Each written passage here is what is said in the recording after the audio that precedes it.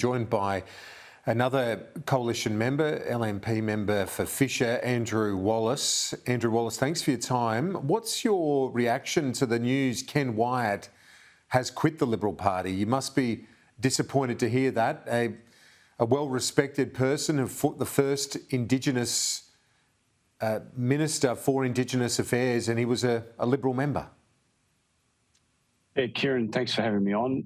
Look, it's unfortunate, it's regrettable, but ultimately what Ken decides to do is a matter for Ken.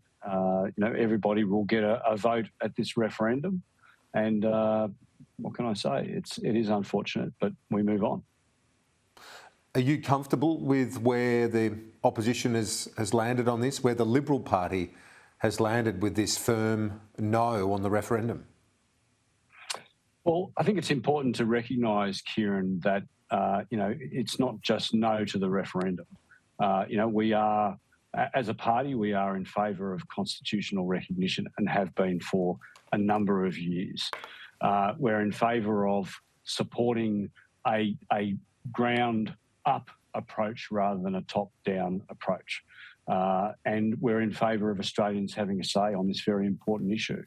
But ultimately, we don't believe that enshrining the voice in the Constitution is good for our Australian system, because there are so many questions that remain unanswered.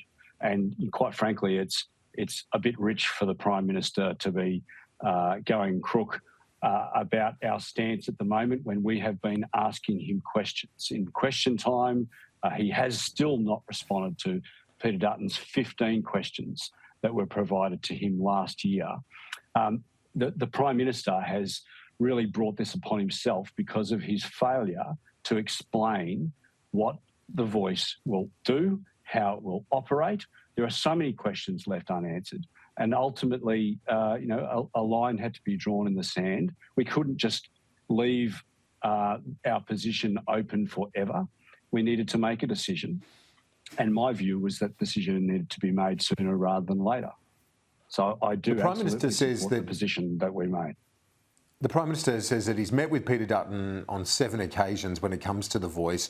At no point has the Liberal Party put forward a recommended set of words or changes to the wording.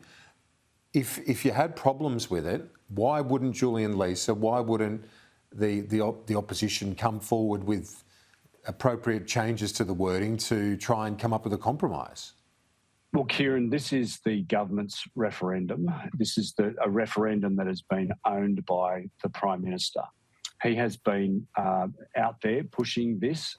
He's been right behind it. He owns this lock, stock and barrel. Now, no one could suggest for a second that the opposition haven't been asking the questions that need to be asked of the Prime Minister. As I said, Peter Dutton has written to the Prime Minister asking those 15 questions, and still the Prime Minister has not given the courtesy of a response.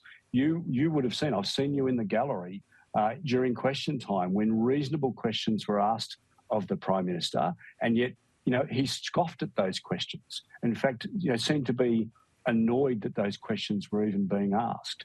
I mean, the proponents of the Yes campaign are at odds with each other about how this will operate, about the extent to which the representations to the executive and the parliament will be made in relation to, is it just in relation to matters purely pertaining to Indigenous affairs, or does it cover the field? The Yes proponents can't answer that question in a unified way. So how are Australians supposed to understand what this concept means and how it will operate?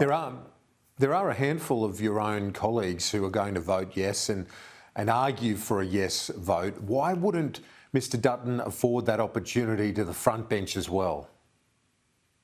Well, Kieran, you've been around politics long enough to know that you have a concept called cabinet solidarity, and that applies in when you're in opposition as well. When you walk out of that cabinet room, you are a united a team that looks at and argues a position once you're behind closed doors. But when you open those doors, that is very, very important, that everybody walks out there as a united team. So that's what's happened, no different to what happens in the Labor Party. But what is very different is that as a party, as a Liberal Party, as an LNP, we provide our backbenchers with the opportunity, always, on every particular policy, to take a different stance. In the Labor Party, if you don't toe the party line as a backbencher, you are automatically disendorsed. Well, that does not happen in the Liberal Party. Every backbencher gets an opportunity to cross the floor and have different views to the executive, or in this case, the shadow executive. Member for Fisher, former Speaker in the House of Reps, Andrew Wallace, thanks for your time. Thanks, Kieran.